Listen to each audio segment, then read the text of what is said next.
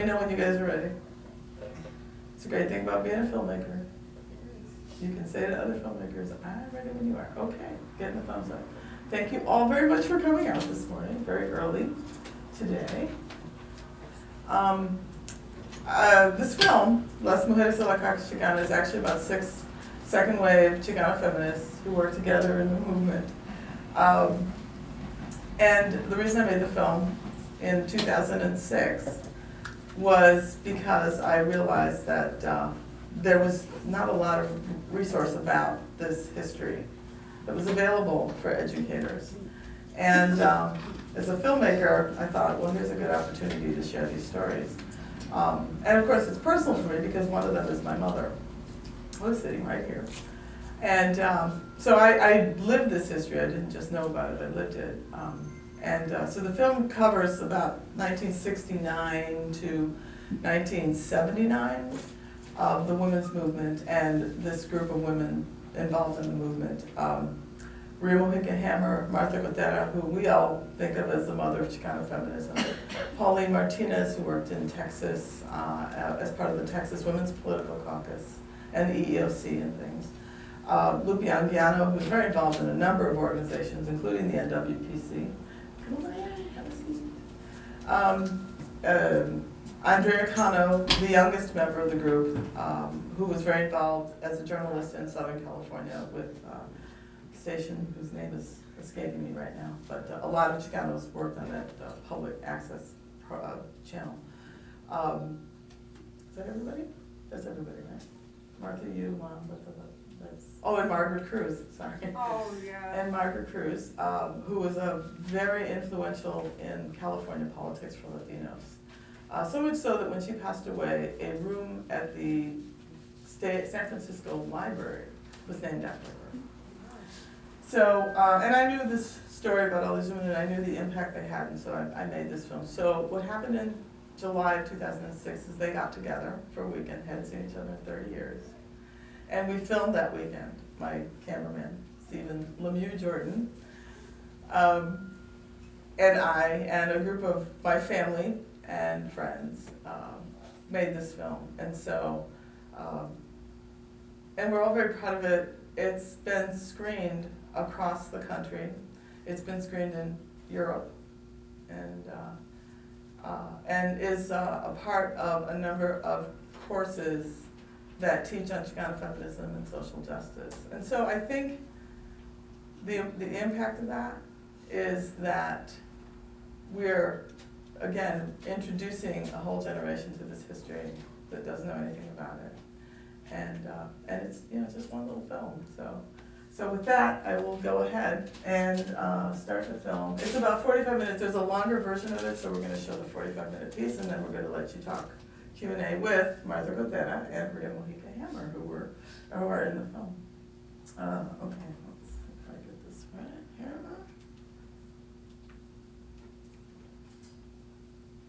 Play. I can do this. Oh, duh. Hello. Video thing.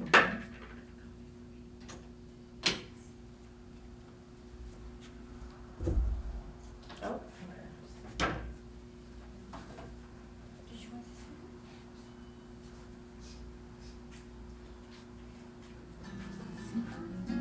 Is that loud enough?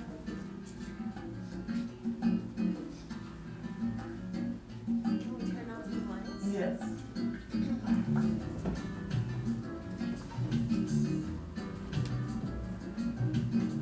So we're gonna close the curtains now.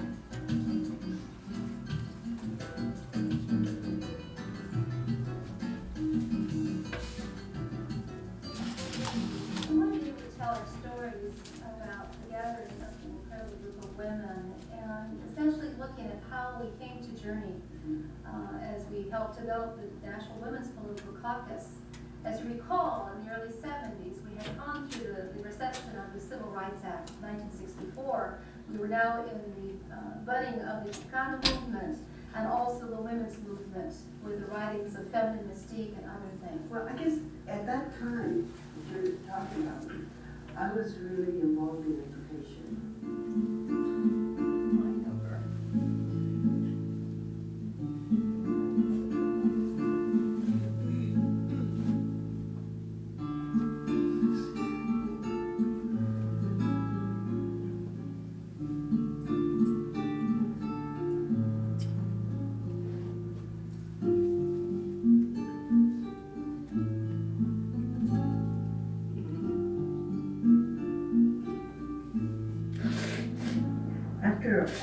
I left religious life.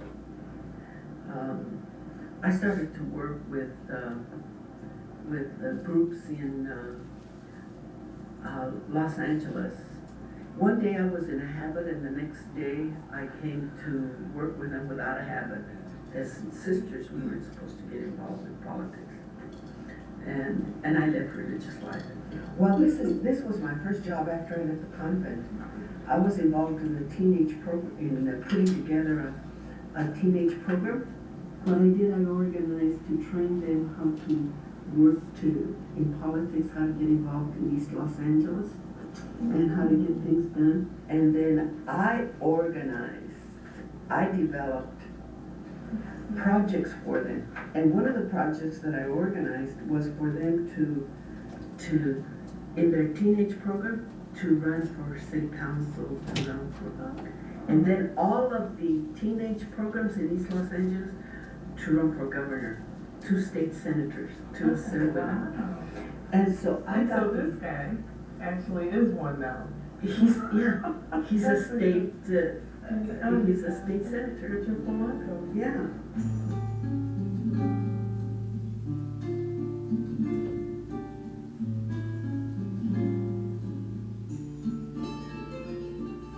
On my days off, I go into Delano to help the farm workers, and then sometimes we were trying to deal with Jamero, one of the growers, and so when they come to Los Angeles to ship the grapes, we would try to stop the trucks.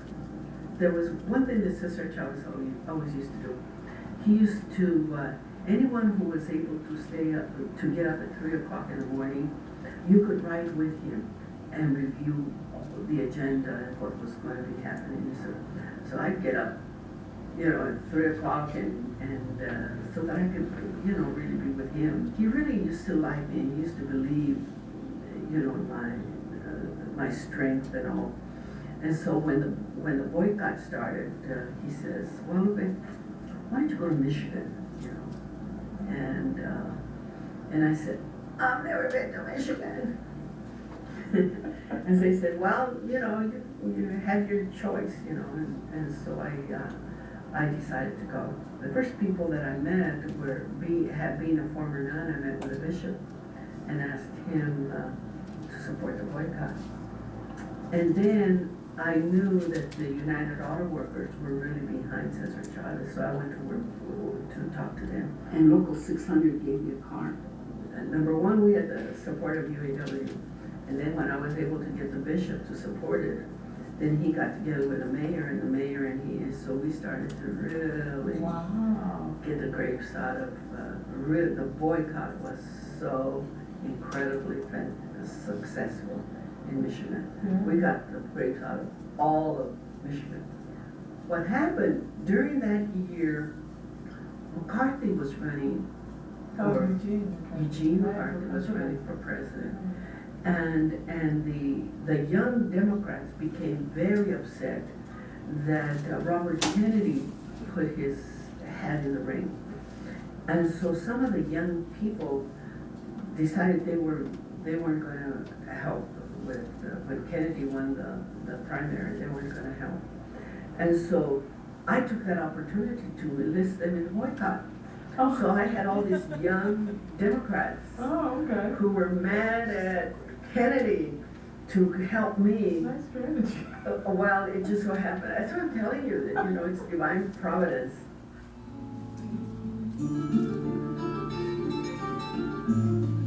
I wanted to discover how this could be done. Because I was in Washington and I was talking about changing policy. And I really didn't have experience about really how do you help a woman who's been on welfare for 15, 20 years to move into employment. To be true to myself, I said, I need to get out of here and really do that. And that's why the bishops offered me a job to be the head of the office for the Spanish speaking. The office for the Spanish speaking was really in San Antonio.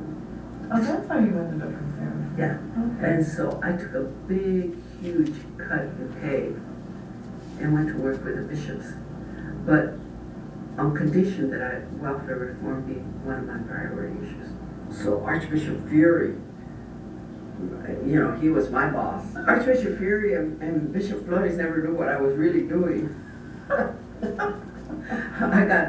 So I went and I said, you know, we have a lot of women that are single parents and are on welfare, and they need to be in jobs. They want to work instead of being on welfare. Oh, the Chamber of Commerce, oh yes, you know, we'll help you. And so I moved into the San Antonio housing projects, and then in about 6 months, I had 500 women move off of welfare into jobs, and that made history. That was so great. It was so easy too, because some of the women hated welfare. And little by little, I started to develop a model, because I was interested in doing this throughout the world. In 5 years, I really got the knack of how you do this. You develop the job first. Okay. You go and you outreach the women, you get the women, and you prepare them, make sure that they really want to work, and you provide an employment training, preparing them so that they could go into a training program. You have to provide childcare, transportation, and then the women usually, it's just like anybody else. The first job they get into, some of them don't like it. You have to be ready not to have them go back in welfare, but have them move into another job. And then when they get enough experience in that job, then you help them move up the ladder. This is the key. Then you have a 5-year follow-up support system. This is the way welfare should work.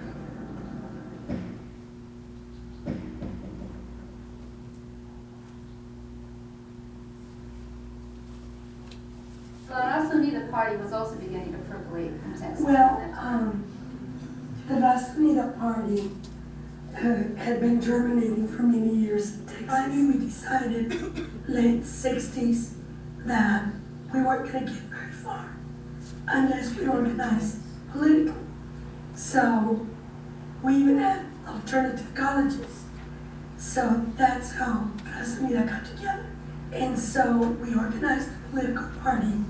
And of course, women soon came to the realization that if it was going to be a legitimate party, it couldn't be male-oriented only. And so, if we wanted to expand the party, we needed to bring women in.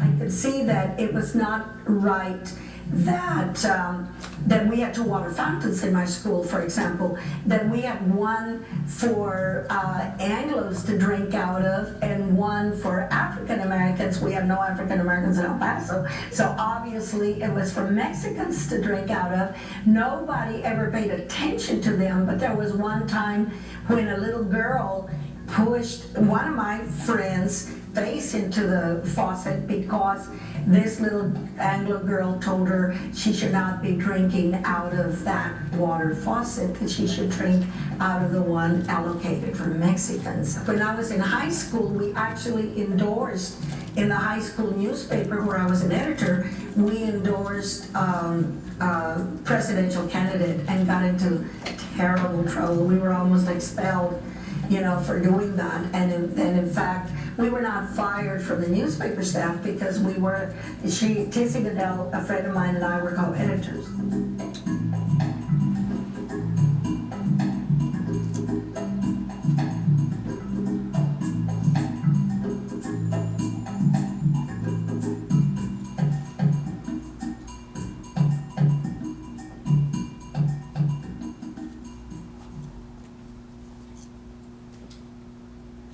He walked into the public library where I was working, with his brother to look up information on the UT School of Architecture. And I took one look at him, and I was engaged to some other person, and I took my engagement ring off, and I thought, I really want this man. And I just like, took it off, and I thought, I have no business being engaged when I feel this way about somebody else. And the reason that I was very attracted to Juan is because he was very confident around me. And at the same time, he was never threatened by me. He would argue with me, and still does, whether or not he had any idea of the subject matter. He would always argue, and I thought that was a really good sign. I thought that somebody that was smart enough to try to argue their way around me had to be pretty darn smart. Actually, the very first year we came to Austin, we were involved in a city council campaign for an African-American candidate, B.T. Bonner, and practically got ourselves thrown out of the student housing projects because we had a fundraiser for him in the student projects. You know, perhaps my background was a lot more radical and revolutionary than Juan's, but Juan too came from a tradition of very activist orientation in terms of political opposition. We have never had a problem in both of us being involved in electoral politics, and our beliefs are extremely coherent in terms of social justice, which brings me back to marriage, because you know, social justice to me and equality is what a marriage union and a marriage contract is all about. You know, and I think in that respect, our political orientations, our political activism, you know, helped us figure out a lot of dynamics that were going on in our marriage on a one-to-one basis. And we had the opportunity to go down to the valley as founding members of Colegio Jacinto Treviño. And from there, he was on the faculty and I was librarian and on the faculty. And from there, we moved to Crystal City, Texas, where, you know, we joined a group of people that have been working to develop a third party. So from the very beginning, both of us were founding members of Raza Unida Party. The issue of leadership came up for women solely because our issues were not being addressed. And here I have to say that for the most part, and the literature will show, the Raza Unida platform was extremely open to women's issues. We were urged to go out and recruit women because the men had jobs, and a lot of times the women didn't. You know, when jobs are in short demand, sometimes only one member of the family works and the women didn't. And so the women were freer to run for office than the men. In Crystal City, they said, you know, go out and recruit the women, you know, and use, you know, just recruit the women, bring them into the party so they can run for office. And within a year, we had 8 candidates for local offices. And the way we recruited the women was using these issues that the party was promoting and convincing the women that being active in the church was fine, but that there were a lot of issues happening outside the church and outside the home that they needed to be involved with because their children didn't spend all their time at home. You know, that their children were out there in the community getting shot at, you know, and being educated very poorly, and so they needed to become involved in the community as well. Outside the party, in the greater, you know, mass of Chicana movement, things were a little different. So out there, where we didn't have a party platform to reflect this, is where we also had to do a lot of educating about having women in positions where these issues would be addressed. So that's how we opened up the leadership opportunities for women. It was not we went after leadership and we brought the issues along, but rather the issues called for female leaders because they were the ones interested in promoting these issues. Now, so how did the men react, including Grasmita men, Yes. to this new emerging leadership? We thought, well, we're activists, we're experienced, we're veterans, we know what we're doing, they didn't know what they were doing, you know, we can just extend our activism, no big deal, to work with this other group. When we did that, you know, and bringing the same issues that we were working with in the movement, you know, the men got really annoyed, and they said, well, why do you want to work with that movement? You're just being anglicized, agringadas. You know, you really have done it this time. You know, you just want to be superior to men, you want to be like them, etc., etc., etc. Even within our own movement, we were continuing to work with the same issues we had worked before: reproductive choices, you know, childcare, health, but none of this, you know, would really appease them, because they, you know, they saw that these issues were women's issues. I think this is their aha moment. These are women's issues. They said, no, these are feminist issues, and you have now gone over to the enemy. And we said, well, we hate to differ, but, you know, if you want to put it to the test, and you want to put feminism to the test, we don't have to borrow from anybody. We have our own feminist tradition that is in fact stronger than the feminist tradition that the feminists, Anglo-feminists, are moving forward. And so that's when I started researching our feminist history and legacy, and bringing forth all the models of feminist thought, intellectual development, etc., like Sor Juana Inés de la Cruz, like Doña La Malinche, Doña Marina, you know, José Ortiz de Domínguez, all the women throughout our history, including the women in the Southwest, that have carried the issues of social justice and, you know, issues concerning women that we were concerned with. So we said, look, we don't have to look for anybody else or to anybody else. We have our own cultural legacy and historic legacy. So we're acting within the nationalist, you know, structure, if you will.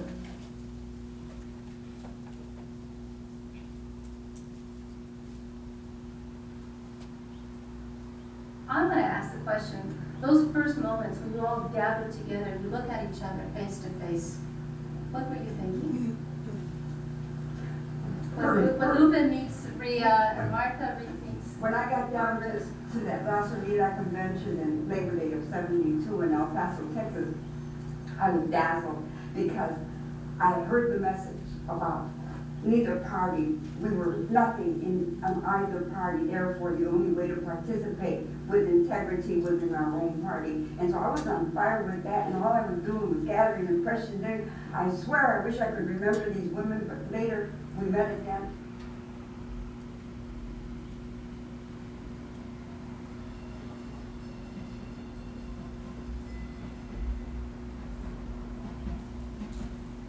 I have good fuzzies about the women's conferences.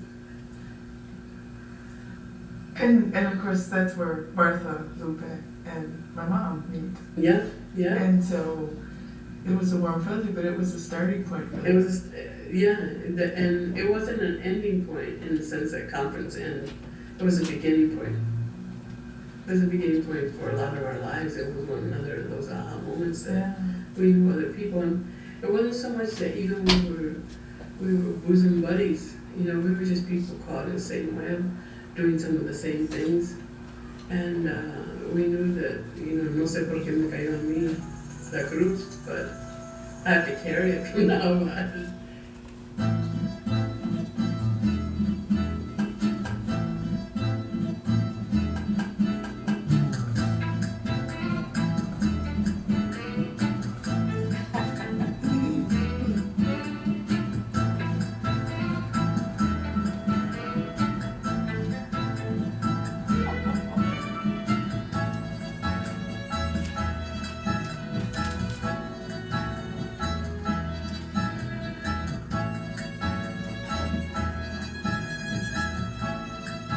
I remember coming home from school with a little friend who was the child of immigrants who were Italian, and another one who was the child of immigrants who were Polish.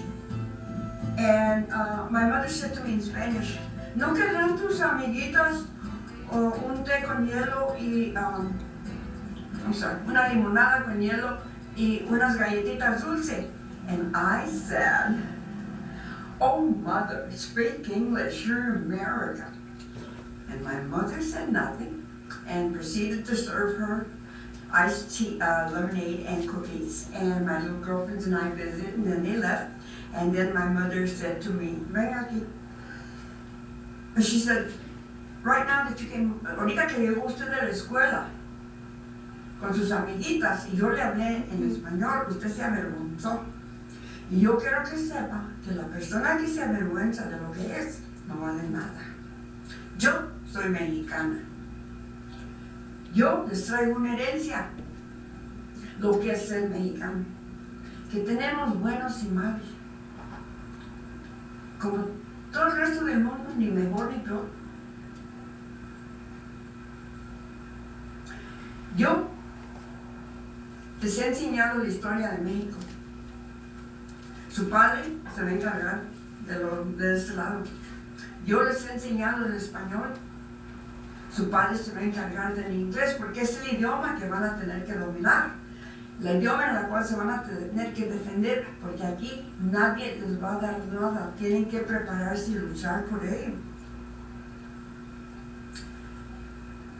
Y quiero que sepan algo y que no se les vaya a olvidar. Que el gringo, because she called him a gringo, the American, they were all lumped, you know.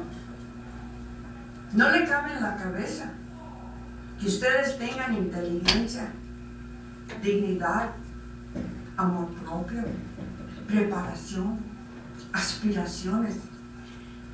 Y en la primera oportunidad les pone la pata en el cuello.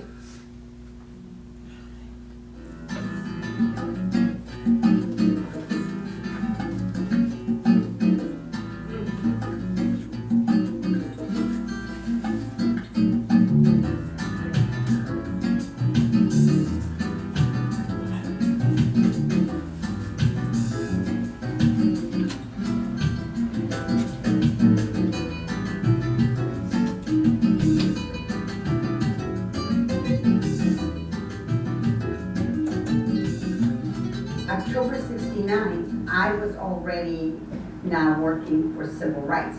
I had begun to work in the office of the U.S. Commission on Civil Rights. So I was learning a lot of what do you do when you don't like how you're being treated in your workplace or in the schools, or what do you do? Because you have rights as a citizen, you have rights. And that position kind of gave me my front seat to all the things that were happening in the area of civil rights. So I got to learn about what it takes to begin to move some things, to make things happen. You just got to talk to a lot of people. My focus then began on, well, what about women? What about us women? You know, but I did not particularly say, what about Chicana women? Right. I just said, what about women? After I thought about bringing some attention to the women's rights, it was at the school. I was going to San Antonio College at night, and I met some of these women that I had known. I mean, I'd already known these ladies for a long time, but we had all worked in clerical positions, and as we were rising through the ranks, going from a clerical position to a professional higher grade, these women also were saying, you know, we're finding that we get stopped up to a certain point. We're allowed to grow to this point, but then we get stopped. And they were being stopped at home, in the social environment, but also in their career. So we said, okay, why don't we begin this this group called Working Women to make the point of what we want. We want better jobs, we want better pay, all of that. You know, we all knew we wanted to make some changes within the culture, but we had to change two cultures.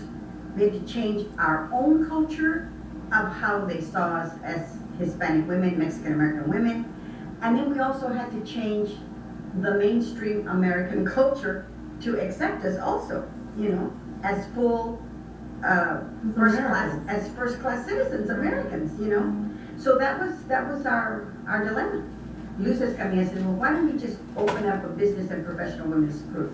To do that, you felt, or at least we did, that we were now part of this mainstream America, which everybody wants to be when you're in this country. You want to join something that is mainstream America, okay?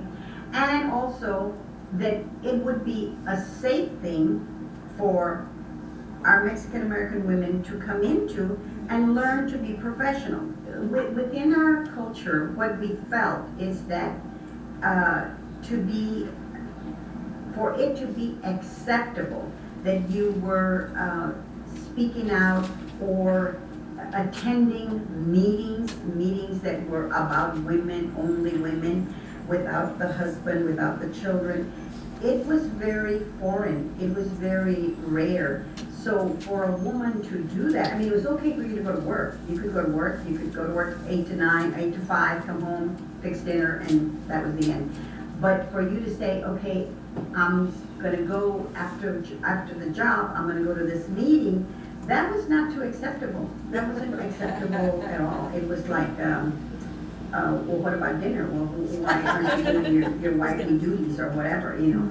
So those women that did venture out and did join the business and professional women were pretty brave to do it. So for me, I can see that my involvement with the business and professional women's group was good, and I liked all those women up to a point because they were very tame in terms of what they wanted to do, the projects they wanted to do, the things they wanted to do. And I already was working with civil rights. I was like, oh, this is just like, there's so many more things you can do, you know. But within the business and professional women's group, that was not the appropriate place to do it. If you wanted to do that, what I thought we should be doing, like raising a fuss over, you know, bilingual education or whatever, it had to be voter registration or anything like that. It had to be somewhere else. I think that it was the Bexar County Women's Political Caucus that I began going to some of their meetings rather than going to the League of Women Voters. And then I met Jane Macon, who worked for the city. So the story was that they were looking for a male Hispanic person, a lawyer, to be the new city attorney. And Jane, my friend from the caucus, called me and said, Pauline, I need your help. We've got to do something. We've got to strategize and figure out what we're going to do. Because on Thursday night, on Thursday night, the city council is going to vote for the selection of who they're going to recommend to be city attorney. And I want to be city attorney, but they're not even going to look at me because these guys want a man and they want a Hispanic. And I said, really, Jane? And so she said, and I worked for EEOC at that time. So I said, okay, well, let's think about it. Let's think, what can we do? We can call all of our friends from all the women's groups, and we can have a press conference. And the press conference is going to be like this. It's going to say to the city of San Antonio, if you are really serious about making the city of San Antonio a city of equality for all people, men and women, of all races, not just Hispanic, then you've got to do the right thing. And you've got to hire the best qualified person, whether that person be a female and whether that person be white. You owe it to the city to hire the best qualified person. And we happen to know that there is a qualified person in the staff, and her name is Jane Macon. And if you don't support her, then, you know, that tells us what kind of a city we live in. Henry Cisneros was running for office. He had been on the city council, he was a very popular councilman, and he was gonna run for mayor. And so privately to Henry Cisneros, I called him. I personally called him and I said, Henry, this is Pauline. Hi, how are you? He said, hello, how are you? I said, you're running for mayor, right? He said, well, yeah, Pauline, and it's all over. I've got his flyer right there where he's running for mayor. I said, well, you know, Henry, I want you to be mayor. And if you want to be mayor, you just have to do the right thing on Thursday night. And he said, what's that? And I said, well, I want you to listen to the press conference we're gonna do this evening. And we did our press conference on Wednesday night. And the press conference had all these women's groups. We did it at the convention center. We called all the press, all the radio, television, radio, newspapers. And they were all there with their cameras shooting us. And so we said, you know, we are the black women, the business and professional women, women from the churches, women from everywhere, from the political caucus and all that, and I was the spokesperson. And we said, we want the city to know that they have a candidate right now, and her name is Jane Macon, and if she doesn't get hired, it's because the city of San Antonio just does not believe in, they discriminate. That's all plain and simple, they discriminate. I work for EEOC, I know, you know. Well, Henry, the day came, the next day was the voting. He abstained, he didn't vote. So he ruined the whole thing. The men on the city council, the other Hispanic men, were so mad at him because he abstained. I said, do you know the makeup of the people that are gonna vote for you on your election? You've got like 50% are women, and if you don't give us the woman attorney, we're not gonna vote for you. It was two guys that worked in my office that were thought they were very political and all that. They were with LULAC. Okay, LULAC is this Hispanic organization, but mostly men. Some women are now maybe running the show, but back then it was just men. So this guy comes into my office and he threatens me and he tells me that he heard what I did to Henry. And I said, so what do you want me to do now? I said, we already did the press conference where, well, you back off and da-da-da. And I said, you know what?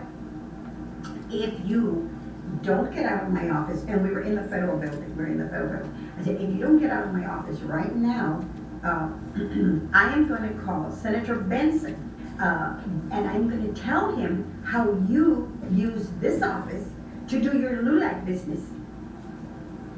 I know that you do this, that you're always using the federal lines to do your LULAC business.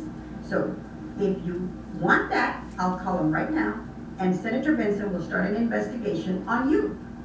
So he got so mad, he backed out. He just backed off. And Jane got the position. She became city attorney.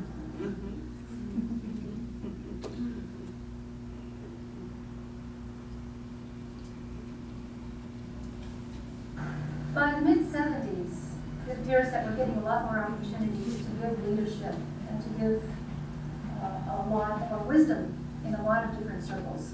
We've been moving statewide, we've been working nationally, and we're starting to move internationally. And there's a great opportunity that surfaces in Mexico. Lupe, you were there. What was that about? Well, it was a United Nations, the first international conference of world women. We came together to Mexico. And one of the things that I experienced that was really, I still remember, is the torture that some of our Latin American women experienced. Because it was, at that time, there was great upheaval in Latin America. And there were a lot of torture, a lot of revolutionary movements. And some of the women were caught up in that, in the freedom of their own country.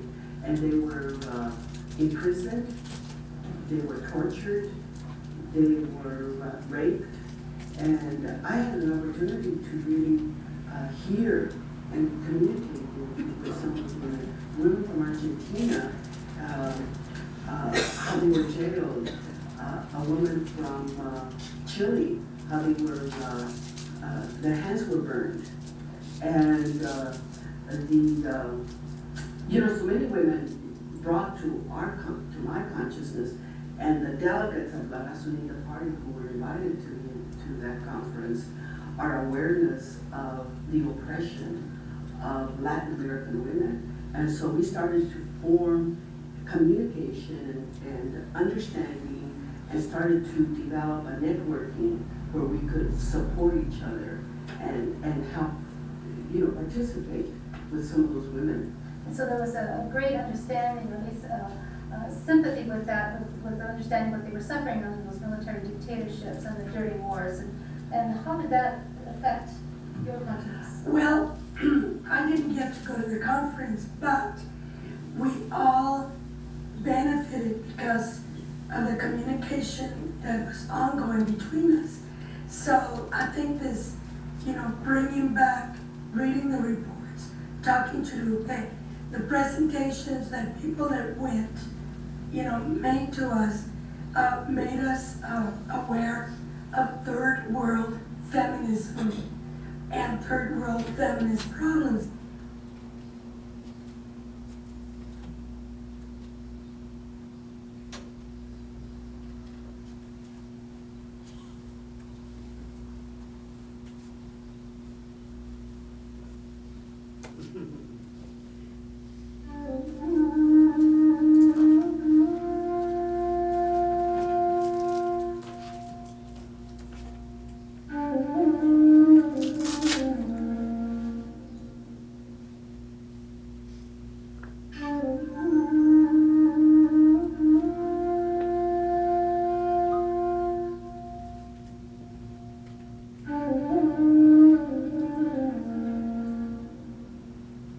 Why I am the way I am. Dr. Cook from Texas, when I was 17 years of age, called me a dirty Mexican, and that I didn't have any right in her class because I wasn't going to learn anything. She told me I was a dirty Mexican. I didn't even know what a Mexican was. I thought I was white. I didn't even know anything. My mother didn't say you're a Mexican. She just grew up here and gotta learn English, gotta go to school. I didn't know. And so I got this scholarship to go to Lux College. It's preparatory to Mills, and it really made a lady of me. I am a lady. So I went down there thinking that I was going to be able to do the same things that I did in Commerce. I was president of this and president of that. And I was just really the whirlwind of activity. 5 minutes in that classroom, and this woman changed my life. And I was sitting way in the back. And she said, "Oh, you." And I said, "Yes." I had no idea what was happening. She said, "You know where I come from? People like you wouldn't even be let in my classroom. They wouldn't be tolerated." And I didn't understand. I said, "I don't understand what you're talking about." And she said, "Well," she said, "you're not going to learn anything. It's a wasted time for you to be here." And I said, "I don't understand." And I really was ready to cry. And she said, "Well," she said, "where I come from, you wouldn't even be let in a classroom." I said, "Well, where did you come from?" She said, "From Texas." And I said, "Well, why don't you go back? We don't need you here." Grounds for expulsion. And she said, "You go downstairs and see the dean. You're not going to stay in my class." I was hysterical by the time I got to the dean, and I was quite dark. I looked like Benito Juarez, and I had my hair cut this way. I looked like Colleen Moore, real ugly little lady. And I went out, I was hysterical by the time I got to the dean. And I said, "I want to leave right now. I think it's terrible. That lady was awful." Oh, and I was screaming at the top of my head. And she was very calm, very patient. I didn't realize that the mean one had already called her to have me expelled. She already did. And she said, "You mean Dr. Cook?" And I said, "Yes." I said, "I hate her. I think she's terrible." So she said, "It's very serious." She said, "Now I want you to sit down right there. I want you to calm yourself down. And I want you to think about what you just said." I said, I want to leave. I don't want to stay in this school. Didn't you hear me? yes, I heard you. And then she said, you know, she said, you were given this consideration, the scholarship. It wasn't a big one, it was a little one. Because you demonstrated scholastic and leadership capabilities. Now, if you don't want this, and you think we made a bad choice, then you leave. Because I am not going to do that for you. You have to learn to make choices. This is your first big choice, and you're going to live with it forever. If you leave, you are not the person that deserves to be in this school, because you will be running for the rest of your life.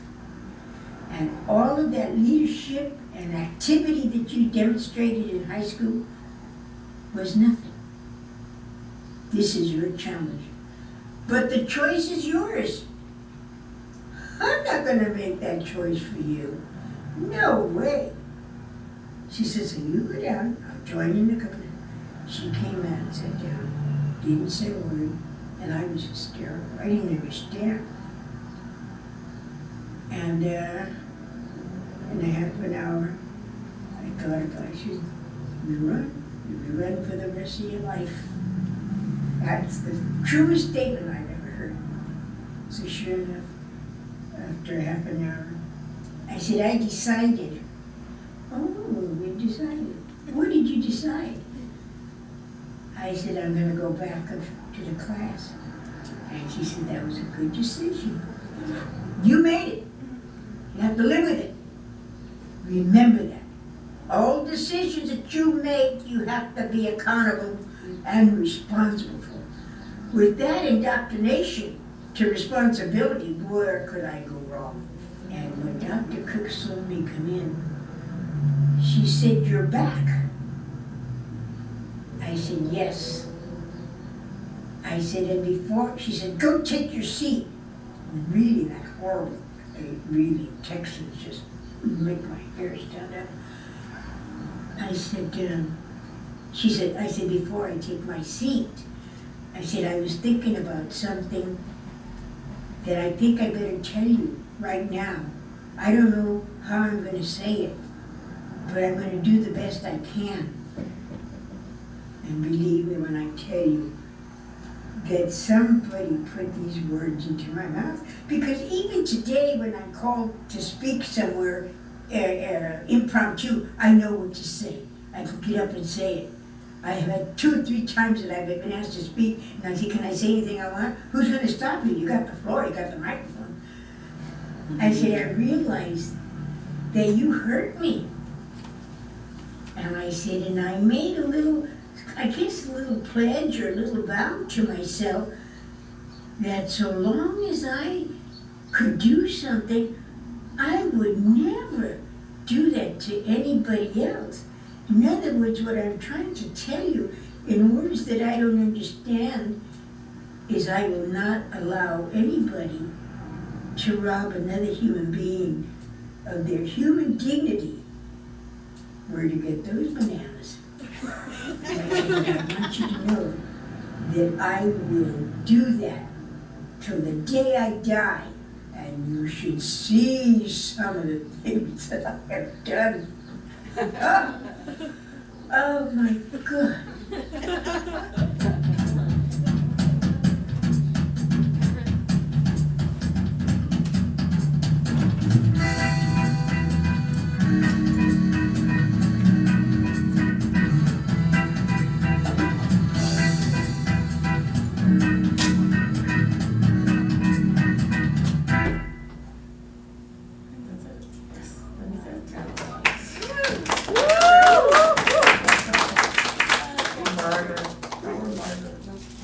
So if you guys would come up so we can do the Q&A. Oh. Oh.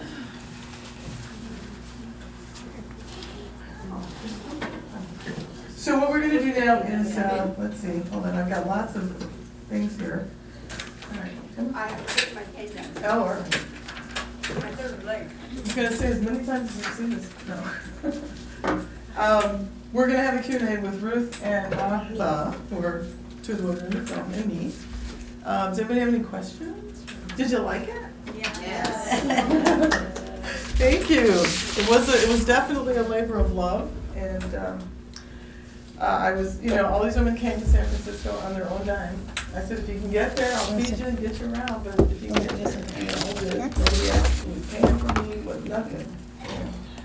And like I said, what I did, we had a working meeting the first day. I'm talking while they're sitting down. And I presented to them some of the books that I knew that existed that talked about the work of Chicanas and the women's movement. And I said, okay, this is what history is saying about you. They started opening the book. That didn't happen this way. And I said, okay, so this is your chance to tell what you know about what happened. And so, and they've been really wonderful ever since. We do presentations all the time together. So, and I'm going to tell the very short story about El Paso, right? So this is my mother. This is really my camera. This is her second mother. This is my second mother. And we were in El Paso doing a presentation, and I wanted to do it in Spanish. English is my first language, but I'm pretty good in Spanish. And so we're sitting in Martha's hotel room, and I said, okay, you guys, I want you to hear what I'm going to say. And so I read it to them, and they're sitting there, and I said, what do you think? When I was done, and they both looked at me, and they both said, stick to English. I say that to say that it wasn't a criticism. It was tough love, right? And I didn't take it as a criticism. I wasn't hurt. I wasn't offended. And I understood why they said that to me. And I think that's the beauty of Chicana feminism and Chicana activism is they are all very, very generous women and have this wonderful, generous spirit.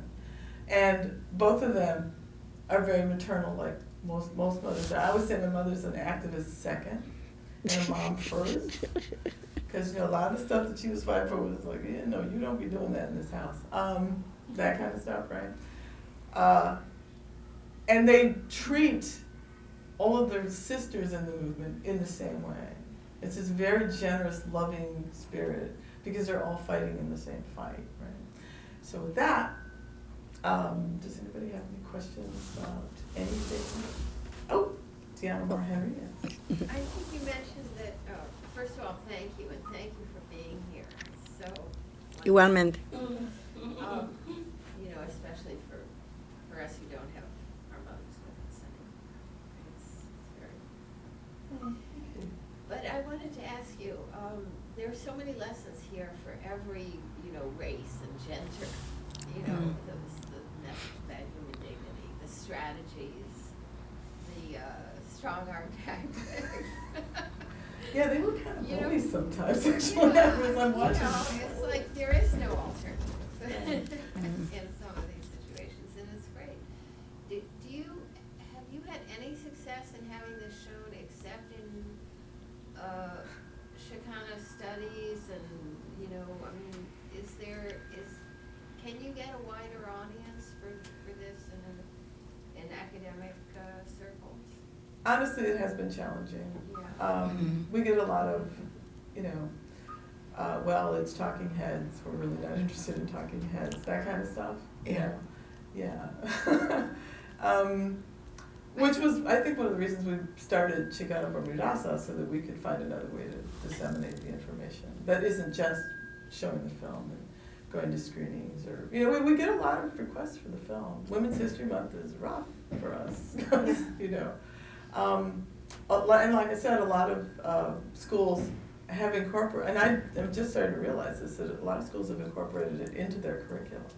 I get requests from middle of nowhere saying, I saw your film at NWSA, or I saw your film at Knox or MOG, somewhere.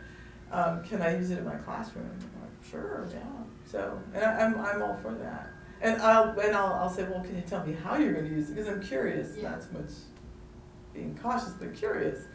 And it's really wonderful, some of the ways that, that people are using it. Oh, so I forgot, and I don't want to change the subject, but I forgot two very important people.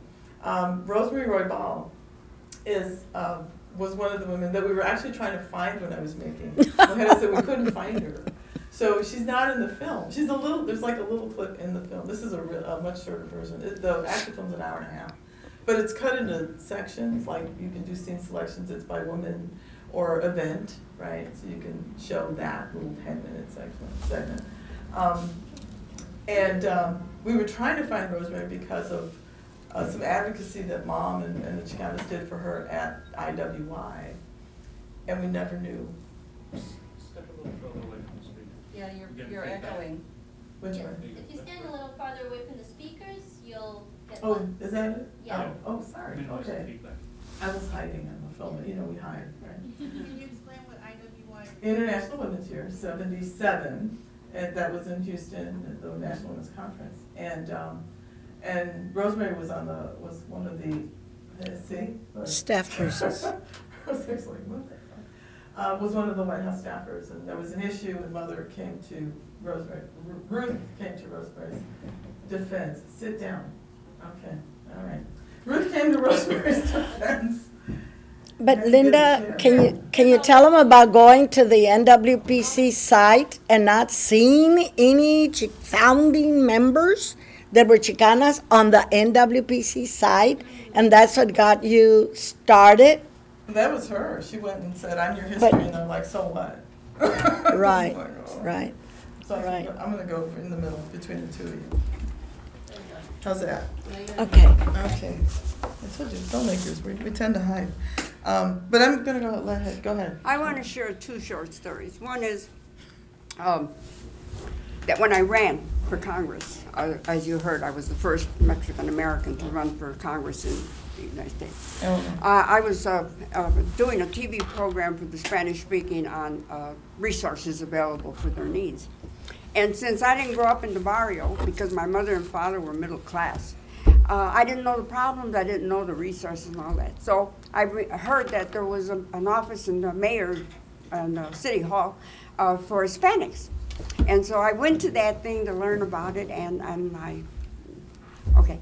In the meantime, this Teamster comes in, George Rodriguez, to the meeting, and he says, the 1970 census showed that Illinois lost so many people to the south and southwest that they lost 2 congressional districts, and there's going to be a special election to fill those districts. And so in the newly developed 7th was a freshman congressman who was being slated by the party. And he said, and the Teamsters, who were no lovers of the machine, said that if we run a candidate, they will help us. And so they went around the table, and none of the men, there were about 70 of them, around this big, long table. They weren't going to tank. And a lot of them already had connections to the machine and what have you. And he pointed to me, and I says, I don't want to go to Congress. There's too much to do here. He says, you're not going to win. I said, oh, then what's the point? He said, because we're going to get the Mexican community to start thinking about being involved in politics, not necessarily in the machine, but independently, what have you. Oh, okay. So we gathered my petitions, and in the middle of December, we went down to Springfield and filed them, and waited till about 4 o'clock when the window came down where you file a petition, and nobody else filed for that thing, so I was, okay. And we came back and we started our campaign about a month or 2 into it. I was living on Jackson Boulevard and Independence. And it was about 11 o'clock and I was going to bed. I had a bedside phone. And it rang and I picked it up. Hello? Yes. And it was the voice of a man. And he said, let me speak to Ria Mojica Hammer. I said, this is she. Are you the lady that's running for Congress? I said, that's right. He said, well, listen, lady, if you don't stop that nonsense, you're going to find yourself at the middle of the bottom of the Chicago River in the cement coffin. And I said, well, if that's the way the good Lord wants me to go, that's the way I'll go. Thank you for calling. And I hung up. And in the morning, I got up and I did 2 things. I got an unlisted number, and then I called my campaign manager, who then assigned 2 Teamsters who were with me the entire rest of the committee. Election night, 10 o'clock CBS announces me as the winner because I had 10,913 votes, and my opponent had 6,000 plus. And then there was a blackout in the 7th Congressional District. Right. I'm sorry? No, Nothing. Okay. And there was no more news. And in the morning, my opponent had over 36,000 votes, and I never got another one after. Okay, he won. About 3 or 4 weeks later, here comes the ballot boxes from the bottom of the Chicago River. Chicago politics. The rule, not the exception, yeah. Yes. I just love this. It was Oh. really great, so thank you. And Thank I want you. to know about the other 45 minutes, but I do want to know more about the community of women that you focused on. It sounds as if all the women who you were representing in all of these different issues were behind you. Were there any, in the feminist movement, there are incredible conflicts between women, and then, of course, by the time we get to 1977, we have the conservative women rising up. Were there issues like that among women within your constituency that, they felt you weren't doing the right thing, you were rocking the boat? You mean them or me? Within the Chicana community? Activists. In the Chicana community?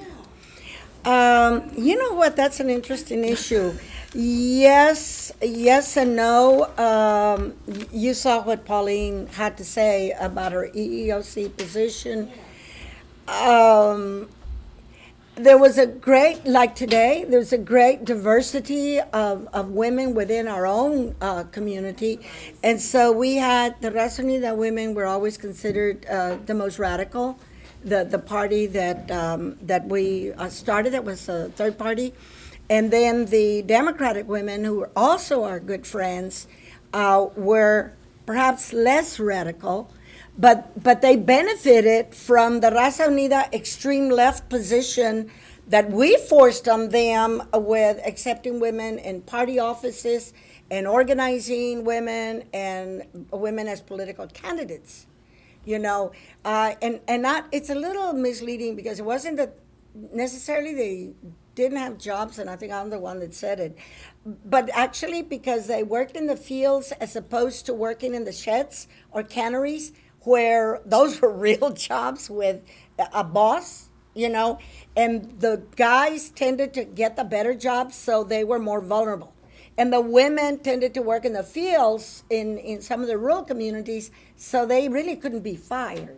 And so we ended up with a lot of grassroots women running for office. Therefore, the Raza Unida Party was more to the left and more progressive on women's issues, but it forced the Democratic Party in Texas into similar positions. So the women in the Democratic Party learned to have a soft spot, although they stayed in the party, like Pauline was actually a Democratic Party person. She was never Raza Unida. She was Democrat and Raza Unida, like me. Started as Democrat, went Raza Unida. They were very grateful. And that's why when we went into the Women's Political Caucus, a lot of these women, Chicana Caucus, became the RUP Caucus, although a lot of them jeopardized their position with the Democratic Party because they were actually Democrats. But they'd rather come in with us as a caucus because the NWPC was organized around political caucuses, remember that to a large degree. Okay, so yeah, we negotiated and even Republican Chicanas, were working with us. We negotiated the positions, very progressive positions, because we all wanted the same thing. We wanted advancement for women. Once we got into this other sphere and concentrated concurrently with our own Chicano party, concentrated on women's issues, it was to the benefit of all the women. And I have to lecture a little bit that today, if we want the younger generation to really get with it, to really get what this country needs for women, we have to, you know, quit talking about intersexuality is going to destroy the movement, and let's not do that. We are a multicultural nation. You cannot avoid intersexuality. Sectionality, excuse me. You can't, that other two. The other two, you can't avoid that. So I think that the minute we are able to confront something positively, you know, which we did not confront as successfully in the second wave feminism, you know, because once people got a little bit of power, like Ann Richards, I hate to say, they ran away with it, you know, and they didn't want to look back to what worked. Let's not do that again. I mean, let's face it, face our challenges and say, you know, we have this, but we can do it because the greater good is stronger than our individual, you know, differences. And we're not going to achieve that greater good if we don't recognize that there are differences, you know, and that people have to start from where they are. But we can accommodate each other. We passed the Equal Rights Amendment in many states, and like Texas, and then later on it was rescinded. But we passed it by working our strengths, you know, and the only way to do that is respect our differences and deal with them and go with the flow. I mean, I just have to say that we did not, the minority women didn't destroy the movement, you know, like it's been said, you know, it's a failure to face, you know, and I don't say face our weakness, I say face our strengths. Recognize the strengths. Because we didn't join the women's movement because we thought that it would weaken us. We're not stupid. We joined it because we thought that it would strengthen us, you know, and that's why we joined it. And I have to say that today's movement is not very user-friendly to minority women and does not even want to acknowledge that. You know, because the minute you say, oh, I don't want to face, you know, intersectionality, well then, okay, then we're not going to have a movement because you can't have a movement without minority women. Okay, I gave you part one. Preach. We've got like 5 minutes. Part two. As I'm running this race, I'm hearing Partido Raza Unida, Chicana movement, and I said to my campaign manager, what is all that? What is that? So he took me to Michigan, to the University of Notre Dame, where Dr. Julian Zamora had a Chicano program. And he was having a conference of the leadership of the Partido Raza Unida in Washington, in Michigan at that time. And I heard Bert Corona say, the Democratic Party and the Republican Party. The Republicans are people of money, and they don't even want to hear about Hispanic issues and stuff like that. The Democrats leave us into their party, but they just use us. Does that mean we shouldn't participate in a constitutionally guaranteed right to participate in elections? No, but not in those two parties. We need our own party. El Partido Raza Unida, because the Republicans and the Democrats is one animal with two heads and eats and drinks out of the same trough. And so I thought, yeah! And that's how I began to get acquainted with them. So when I didn't win my race, and then they were having the national convention, we went down there, 10 of us. What year? 72. Now, by now, January of 73. No, you went to the convention. You're talking about, you went to the convention El Paso. of Partido Raza Unida. That was in September of 72. Okay, okay. And because I had run for office, national office, they had me accompanying a candidate they had on the Partido Raza Unida for governor. And so I didn't get to participate in all this other stuff. But anyway, that was part two. And that after that, when I went to the first national meeting of the Women's Political Caucus, I was already a Partido Raza Unida. And the only reason I went, I was working 2 jobs, making $500 a week. And Lupe Aguiano called me and she said, this is gonna happen, and I want the Chicanas to have a suite, and I want you to help me pay for this. And I said, how much are we talking about? She says, it's $300 a night. No, $200 a night, 3 nights. I said, so my part is 300? She said, yeah. So I said, I can do it. So she sent me the registration form. I filled it out, and I checked. I ran for Congress. A week later, there's Liz Carpenter on the phone inviting me for the opening session of See How They Run. When I sat there, I was about number 7 on the table like this, number 6 or 7. And these magnificent speakers, Bella Abzug, Shirley Chisholm. Big hats. But because I was doing television, about the 5th one, I began to pick up that the women are hearing the same thing over and over. Beautifully said, but the same thing, and they're getting restless. And so figuratively speaking, I took my remarks and threw them out the window. And when it came my turn to speak, I said, my campaign was very much like the sisters you heard before me, and much more eloquently than I'm capable of. So I'm not going to repeat what we didn't have enough money, we didn't have enough people, and I didn't win. And my daughter, when I was doing this, said to me, Mother, why are you doing this? And I said, let me see. Okay. If we are successful, and I don't see how we can fail, and you grow up and you get your education, and you think after being out in the work world that you can run for office, and decide to do it, I said it'll be very common, and the fact that you're a Chicana won't even enter into the equation, and so on and so forth. I said, and if we are successful, and I don't see how we can fail the women's movement, I said, I can make you the same promise my white sisters have been making their sons since the beginning of this country, and that is that you too may aspire to the White House. Next thing I knew, I was a candidate for, and became first vice chair. Of the caucus. Of the caucus. Yes. Yes. You have I have 2 questions. One is, I was really, you flashed on screen, and I know this is a longer movie, so one of my questions, but you flashed on screen about the turn to internationalism. Yes. So I wanted to hear more about that. And then the second thing is, how can we see the full film?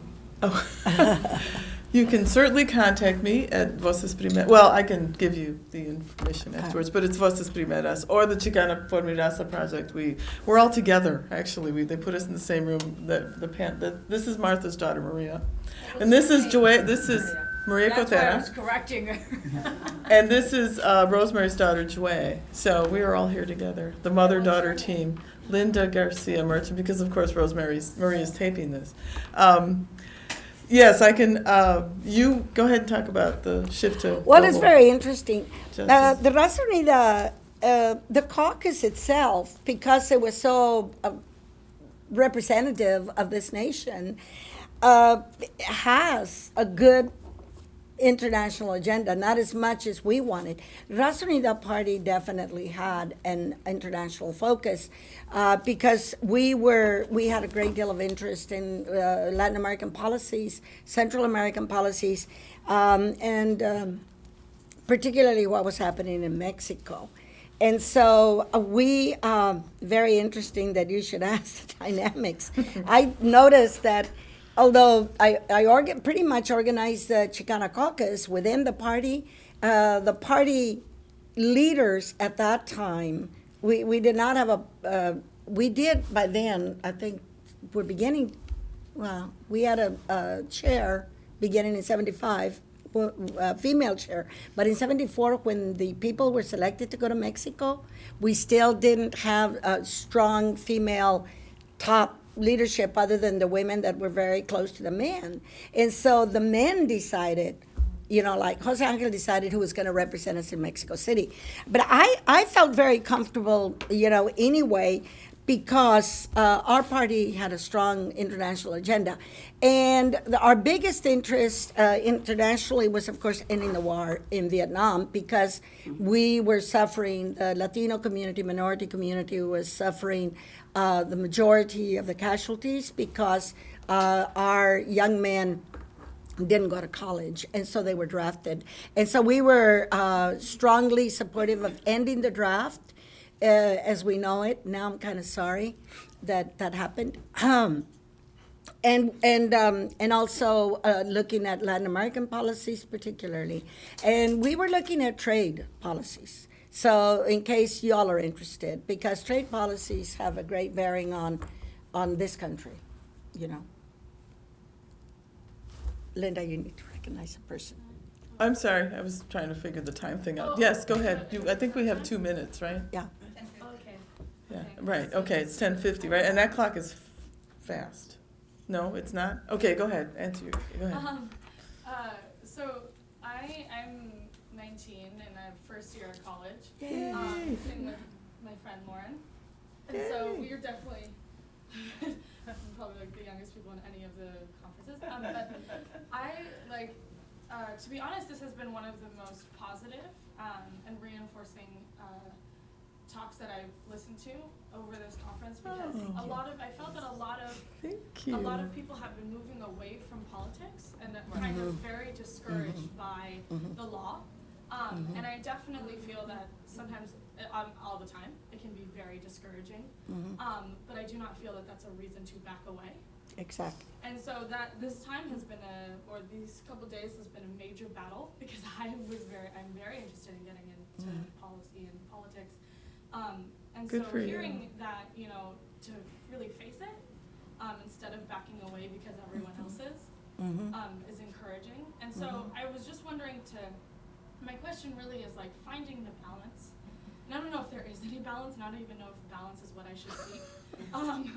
But really being able to have the positivity and kind of drive and fight and not be discouraged and not be because everyone else is, or because it says that I can't, or because all these excuses to not do it, how to kind of shoot that away and continue to, I don't know if you can, I don't know. It is possible. More than one question. It's possible. It's possible by reaching out. If you're going to have a function, just that easy. If you're going to have a protest, I love protests. I mean, just call me. Call me. I'll come. If you're going to have a function, make friends with women that are different from you.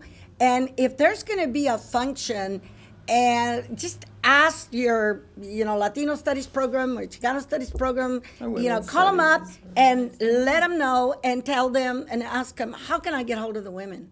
And man, they will give you those contact points. As the best way to reach out and do things is to reach out and do things. We have a women's group in Austin that is hysterical. I love it. It's called Women for Good Government. And we're all grandmothers. And it's all, you don't have to be a grandmother, but it seems like that's the way it happens. And African-American women, Anglo-American women, they are in mixed marriages is what they call them, which means their husbands are Republicans and they are everything else. And they reached out to us, to Latinas that were experienced, mind you, through one woman that was progressive in their neighborhood, and they all live in multi-million-dollar homes in Austin, Texas. They reached out to this woman. This woman was getting ready to go to, with her husband to the Middle East. So she reached out to us and said, these women want to know how they can get organized. And they have taken off, and they control Women for Good Government, local politics, and now pretty much state politics. It's amazing. But there's always this, they reached out to us. We came in and helped them organize and became part of that organization. And now they are driving the voter registration and everything, and they go everywhere. They'll go into the barrio, they'll go anywhere. It just takes reaching out and inviting people, and that's all it takes. And then after a while, you become part of the same fabric, the same cloth, but very easy to reach out, just through the Chicano Studies or through the LULAC. As bad as Pauline talked about LULAC, they're not all that bad. They're better now, yes. But It's very easy to reach out to minority communities. You can reach out to a stranger and they'll, bring you over for tamales. I mean, really, very easy. If you're engaged in what you're doing, people will come and people Yeah, will exactly. be engaged with you. I mean, it's Exactly. a case in point. My cameraman was my next door neighbor, and Yeah. his wife Yeah. said, he Yeah. really wants to work with you on this. I'm like, you're kidding. She says, no, but he's just. And not he's been gonna hanging ask out you." with us for That was about 8 years ago. now. He's never left. We can't get rid of him. So yeah, I mean, it's just Yeah. really engaging people and just Yeah. saying, hey, I think this isn't I want to make a change here, and I think this isn't right, and maybe you think that way too, and that's how it starts. Yeah. Every And- revolution begins with a conversation. And the thing about reaching out to minority women, to women that are different, is that we are really still the most vulnerable. And so we are the most motivated. I mean, you want motivation? Not only that, but because of the nature of our jobs, we're also better connected with grassroots Anglo women that are in the same situation. And so you get 2 for 1. I mean, you can reach out to women that are the most vulnerable, and women that are the most vulnerable are the most motivated to help you. I mean, in Austin, we had protests, I don't know, for months. We kept it up. I think it was every Monday we got together downtown and protested during the legislature and we still, got totally messed up on reproductive rights. But nevertheless, you see those crowds, and they were very, very, very multi-racial, multi-ethnic, and it was a beautiful thing to see, Okay, So it we're can gonna happen. have to stop. We're gonna have to stop. We're gonna stop. We have to stop. Oh, we're gonna stop. We're done. Well, they're staying done. now. Well, let's see. Those two now. Well, they don't have to stay. Thank you so much for Yeah. now making lots of noise. And I wanted Yes. to say that, especially for the young We're women done. who need some motivation, I think the next presentation, we're talking specifically about that, about teaching activist history by using documents and oral histories from the period, just like what you saw here, to kind of reintroduce feminist praxis. So the idea that theory is not just connected to practice, but it emerges as a result of practice, right? So that you don't create theory sort of in this abstract way, but it's coming out of real contradictions that are on the ground, problems you need to solve, contradictions that you're facing. So anyway, we're going to talk, and I'll show some images and a few clips of oral history. So if you want a little excitement, it's, Thank you very much, everybody. Yes, thank you. And Mom's actually going to be on a panel with Sissy Farenthold